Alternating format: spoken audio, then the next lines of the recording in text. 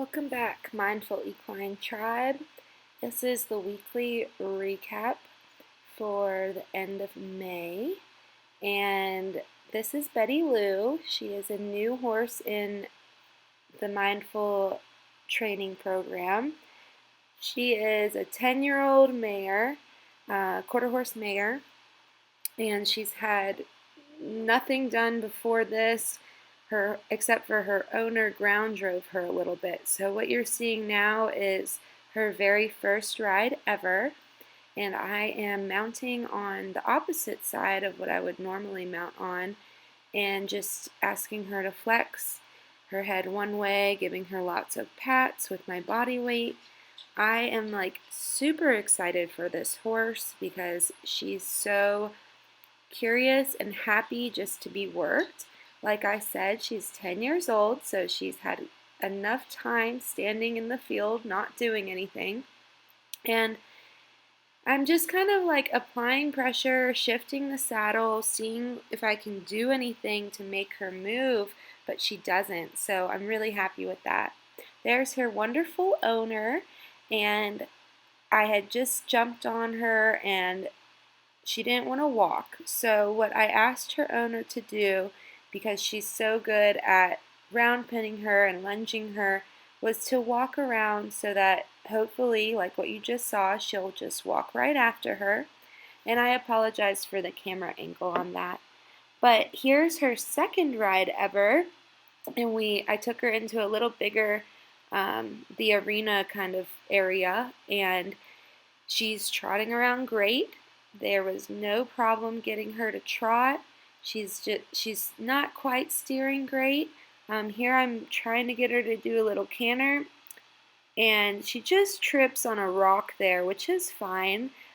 She was perfectly behaved. I couldn't be more happy with this horse on the first and second ride. She's going to be really, really nice one day.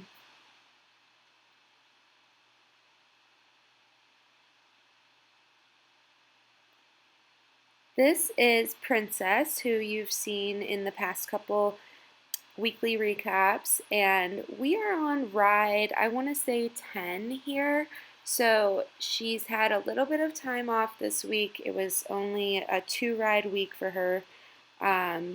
So we might be on ride 6 or so, but anywho, here I'm just asking her for a little lateral movement. I'm asking for a little leg yield.